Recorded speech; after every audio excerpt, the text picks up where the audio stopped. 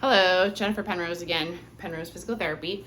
And I wanted to talk to you about some basic hip flexibility things that you can do. You can do these laying on your bed. You don't have to be on the floor, but that's where I happen to be. So just a couple things that would be good. Hip flexibility helps with low back pain. I'm just gonna tilt my camera a little bit there. So got your yoga mat, pillow if you need it. I'm just gonna get rid of mine. So for hamstring flexibility, you straighten the other leg. This one, you're keeping this leg just perpendicular to the floor, so don't bring it past that. So your knee is right above your hip. Hands can help support it, and then you're straightening your knee and just feeling that stretch on the back side of your leg. You can tip your toes down towards your nose versus pointing away. That'll stretch more in the calf and behind your knee. So that one's good. You can hang out there 15 to 30 seconds, a couple on each side. This one you could even do where you're sitting and both legs are up on the wall. So you'd have to kind of be in a doorway and then off to the side. That works pretty well if you just kind of want to relax and do deep breathing. At the same time, you can even do some of your posture stretching, where you kind of let your arms come back this way and feel that chest kind of open up and up overhead. So that's a good way to do those. This one, you can just gently push away and get a stretch in the hip, provided it doesn't hurt.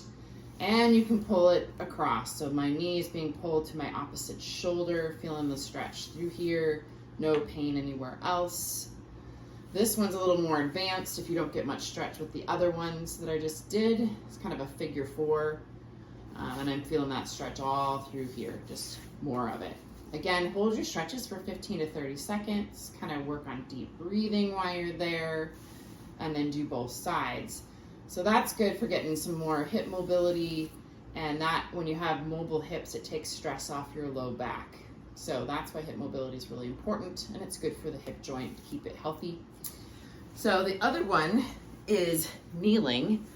So if you need extra padding for your knee, just grab another pillow or your towel to kneel on. So I'll put it so that you can see this knee is kneeling. This other one comes in front. And you're just trying to stretch out right here. So once I'm here, my whole body is going forward. I'm not tipping over where I'm rounding my back. I just think of my hips coming forward and I feel a nice pull through here. Nothing irritating in the low back. Nice pull through that front hip flexor, quad. If that's not enough stretch, you could be by a wall. I'm just gonna show you without, this is kind of tricky, but your foot could be supported on the chair or a sofa. Yeah, I have a sofa behind me. If I just scooted back, I could have that resting on the sofa, and that will increase my stretch in my quad as I go forward. But if this is a lot of stretch, just stay here. You could also have a chair next to you or a coffee table to give you some balance, because you don't really want to be wobbling around. You want to just focus on the stretch. If you're wobbling around, then you're contracting your muscles and I can't really stretch out. So definitely pay attention. So you can ease off, 30-second holds and then ease off, do several of them, and then switch to the other side, okay? So there we stretched our piriformis glute muscles, our hamstrings, and our hip flexors and quads.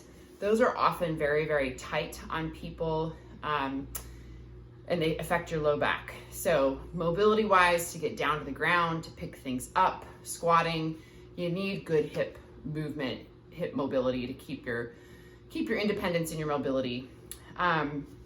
If the kneeling is really a problem, you can do a standing hip flexor stretch. So I'll just try to tilt the camera a little up here.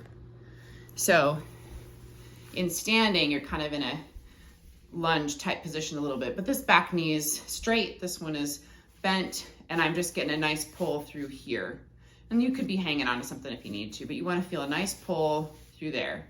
So again, this back leg is straight, my heel is on the ground behind me, lunging forward, not a huge lunge, so there's not a lot of pressure on that knee, and a good pull through here. Again, if those stretches are painful, they can be uncomfortable, but they shouldn't be painful. If they are, then you really should consider physical therapy to help you get that sorted out so that you can keep being mobile and independent and not create a bigger problem by putting it off. So hope that is helpful for hip mobility and stretching.